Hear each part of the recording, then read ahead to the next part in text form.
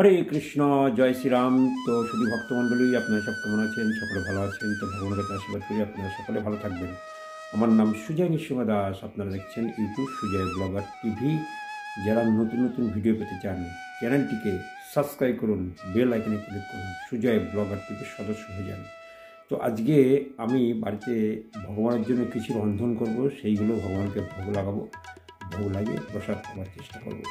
তো চলুন আমরা রন্ধন ঘরে যাই, গিয়ে দেখে আমি কী কী রন্ধন করছি। আপনারাও এইরকম বাড়িতে নতুন নতুন রন্ধন করে ভগবানকে নিবেদন করে আপনারা অবশ্যই পাওয়ার চেষ্টা করবেন। জামা কাপড় যত কিছু আছে সব ভগবানকে নিবেদন করতে পারেন।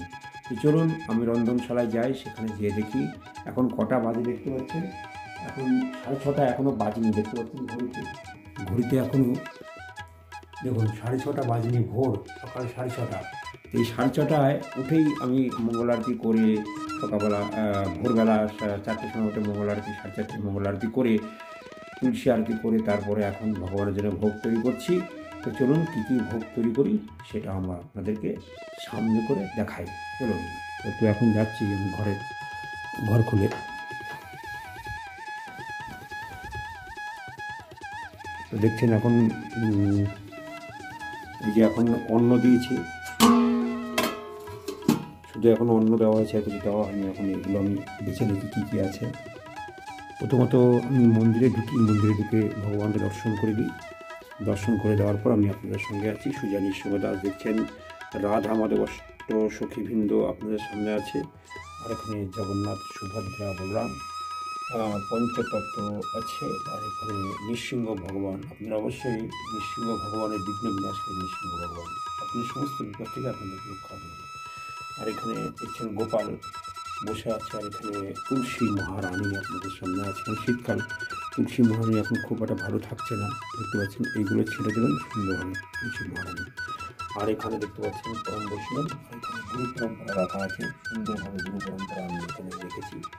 আর বাচ্চা দেখতে পাচ্ছেন, আর এখানে অভয় চন্দ্রবৃন্দ ভক্তি বেদান্ত সংস্কৃত প্রভাব জয় পতাকা স্বামী গুরু মহারাজ। তো চলুন রন্ধনশালায় যাই, দেখি কী কী রন্ধন করবো। আগে দেখে নিই, তারপরে রান্না করবো ভগবানের জন্য। তো অন্ন তো আমি আপনাদের দেখিয়ে দিলাম সকালবেলার জন্য। অন্য একটুখানি জল দিয়ে বসিয়ে দিয়েছি, তারপরে দেখি কী করা যায়। হরে কৃষ্ণ। তো এখানে ফুলকপির তরকারি দেখছেন, এটা বেগুন ভাজা, সিম ভাজা, আর এখানে আলু আমি কিছু কেটে নেব। এখানে দেখতে পাচ্ছেন লঙ্কা আছে, সব দিয়ে একটা ফুলকপির তরকারি আমি তৈরি করব। আর এখানে অনেক কিছু সবজি আছে, অল্প কিছু, বেশি কিছু নেই, সেইগুলোতে আমি তৈরি করব। চলুন বানানো যাক। হরে কৃষ্ণ। তো দেখছেন কপি ভাজাভাজি হচ্ছে, কপি ভাজার পর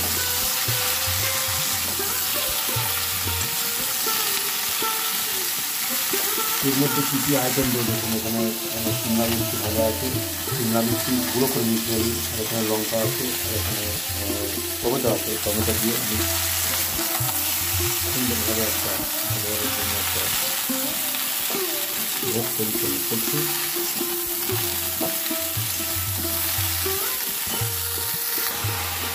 সমস্ত মশলা নিজের মধ্যে দিয়ে দিয়েছি।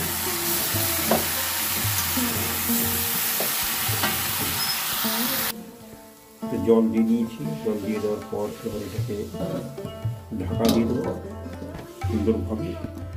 এবার আপনারা বাড়িতে সুন্দর সুন্দর ভগবানকে রন্ধন করে আপনারা ভোগ নিবেদন করতে পারেন। তো আমি একা রন্ধন করি, আর ভগবানকে ভোগ লাগে সেই প্রসাদটা আমরা সময় মিলে পাই। তো আপনারা বাড়িতে যত ফ্যামিলি আছে সবাই আপনারা ভোগ লাগিয়ে প্রসাদ পাওয়ার চেষ্টা করবেন। ভোগ না লাগিয়ে প্রসাদ পেলে সেটা পাপে পরিপূর্ণ হয়। তাই ভগবদ্গীতায় ভগবান শ্রীকৃষ্ণ বলছেন যে আমাকে ভোগ লাগিয়ে যে গ্রহণ করে না সে পাপে ভোজন করে, আর ভগবানকে ভোগ লাগিয়ে যে গ্রহণ করে সে কী করে, ভগবানের আদেশ অনুসারে চলে। আপনারা বুঝতে পারছেন? চলুন কী কী আইটেম থালার মধ্যে সাজিয়েছি সেটা আমি আপনাদের চলুন। হরে কৃষ্ণ। তো ভোগ লাগানো হয়ে গেছে, তো ভগবানকে নিবেদন করে সেটাকে যখন নিবেদন করবো তার আগে এটা সব ভোগ বলে, আর ভোগ নিবেদন হয়ে গেলে সেটাকে প্রসাদ বলে। তো চলুন আমরা মন্দিরে চলে যাই। কী কী আইটেম লাগিয়েছি, ভোগ দর্শন করা অত্যন্ত ভালো। তো অবশ্যই আপনারাও প্রসাদটা পেয়ে নিন।